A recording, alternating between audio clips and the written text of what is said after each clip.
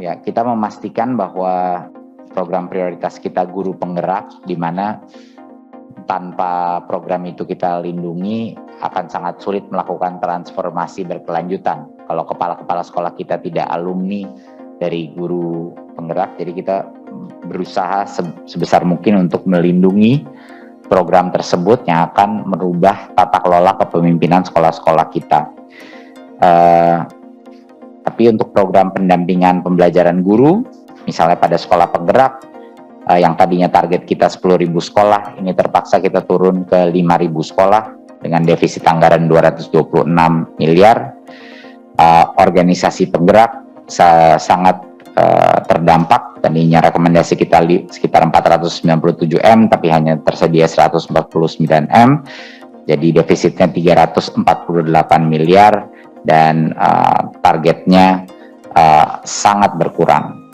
Defisitnya 53.436 murid yang dapat. Dan untuk sertifikasi guru, PPG Prajabatan dalam Jabatan ini yang tidak bisa dianggarkan pada tahun depan, tetapi kami merencanakan melakukannya melalui LPDP. Ini adalah terutama PPG Prajabatan yang mau kita benarkan programnya, kita sempurnakan kualitas daripada PPG Prajabatan dan juga dalam jabatan. Dan ini insya Allah bisa kami lakukan via LPDP. Ya. Tapi untuk perekrutan guru ASN P3K, ini menjadi salah satu flagship program kita ya, dan komitmen kita kepada para guru honorer. Jadinya ini kita pastikan bahwa seluruh anggaran akan kami amankan untuk memastikan janji kami bagi semua guru honorer bisa mengikuti tes seleksi di tahun ini dan beberapa kali mungkin di tahun depan juga. Jadi ini kita pastikan karena komitmen kita untuk para guru honorer itu sangat tinggi. Untuk yang berikutnya, ada 4 arah kebijakan DAK non-fisik di tahun 2022. Ya, yang pertama adalah kita di tahun 2020 dana BOS sudah ditransfer langsung ke sekolah, rekening sekolah, dan ini merupakan salah satu program atau perubahan kebijakan tersukses kita dalam transformasi penganggaran pendidikan. Jadi kita ingin melakukan yang sama untuk PAUD, untuk BOP PAUD sekarang. Kita ingin melanjutkan kesuksesan dengan BOS dengan BOP PAUD. Yang kedua adalah kita ingin juga untuk BOP juga mengikuti kebijakan dana BOS majemuk yang kita lakukan tahun ini. Ya, artinya BOP PAUD juga majemuk sesuai kebutuhan daerah, sesuai dengan indeks kemahalan seperti yang Bapak Ibu tahu. Itu adalah salah satu kebijakan yang pro keadilan, bukan pro keseragaman. Dan arah kebijakan ketiga adalah pelanjutan penggunaan BOS dan BOP PAUD secara fleksibel.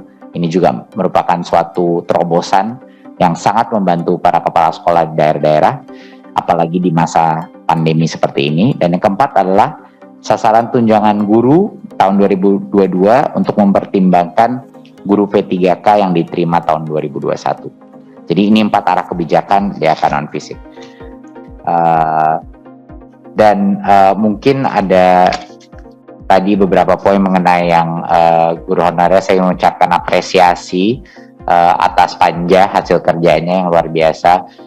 Ini akan kami kaji, akan kami menjadi masukan bagi kami, dan tentunya banyak sekali dari masukan-masukan atau isu-isu yang sudah ada itu sebenarnya sudah kita implementasikan dari afirmasi. Ya, walaupun permintaannya mungkin nggak sesuai dengan permintaan masyarakat, tapi afirmasi untuk yang 35 ke atas sudah diberikan. Pemberian materi pembelajaran bagi para guru-guru yang untuk melakukannya, dan juga jaminan kepada daerah bahwa ini benar-benar akan didanai oleh APBN. Jadi kita lihat dulu apa yang terjadi. Kita sedang memulai masuk registrasi untuk tahap berikutnya, ya kan, formasi yang berikutnya di bulan ini sudah dimulai. Jadinya kita akan melengkapi yang tadinya tidak mendaftarkan sebagai guru honorer. Dan kita lihat berapa dari mereka yang akan lolos tes seleksi, baru kita sempurnakan secara berkala gitu. Jadi kita maju dulu.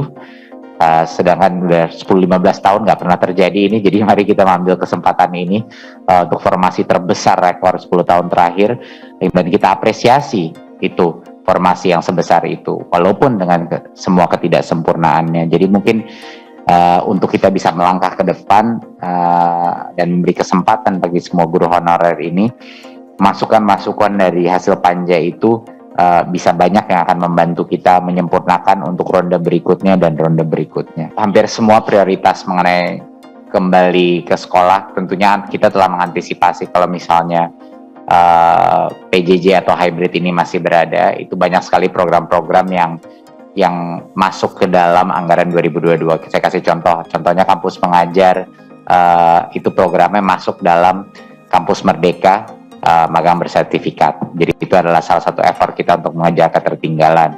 Tentunya asesmen nasional adalah bagian daripada kita mengetahui siapa yang paling ketinggalan. Jadi anggaran di situ untuk memastikan kita tahu sekolah yang paling ketinggalan. Jadi ada berbagai macam hal yang berhubungan dengan situasi urgen pandemi ini. Kebijakan BOS kita yang memberikan fleksibilitas untuk melakukan tatap muka, pengadaan, dan lain-lain. Jadinya masalah pandemi dan kembali ke sekolah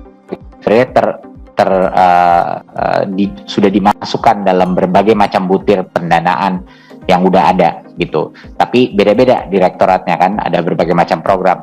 Dikti ikut gotong royong untuk membantu kampus mengajar, PAUD Dasmen membantu pembinaan sekolah-sekolah yang dengan AN-nya yang paling rendah atau ketinggalan, dan juga digitalisasi sekolah untuk mengejar ketertinggalan anak-anak terutama yang membutuhkan akses ke kurikulum atau materi pembelajaran lebih baik. Seluruh anggaran yang kita kerahkan untuk melaksanakan penyederhanaan dan penyempurnaan kurikulum itu tentunya akan menjadi cara terpenting untuk bisa mengejar ketertinggalan kita di tahun depan. Kalau kita nggak sederhana kurikulum, nggak mungkin kekejar numerasi dan literasi kita, ya. Jadi kalau misalnya semuanya harus kejar tayang full, learning loss kita akan sangat sulit terkejar. Jadi itu menjadi salah satu fokus kita di dalam kurikulum. Saya ingin ucapkan apresiasi kepada Bapak Ibu untuk dukungannya untuk bisa menyuarakan